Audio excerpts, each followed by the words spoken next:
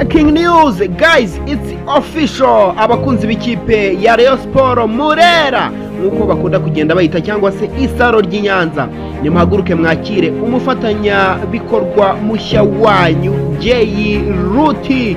Iyi kampani y'igihanyanswa kabisa ikaba izanye miriali muri Rayon Sport kuri uyu munsi. Muri aka kanya it's official, ikipe ya Rayon Sport imaze gusinyanya na kampani ya investment yitwa Ruti Investment Company Limited, amasezerano agera ku myaka 5 akubiyemo akayabo k'amafaranga menshi kabisa.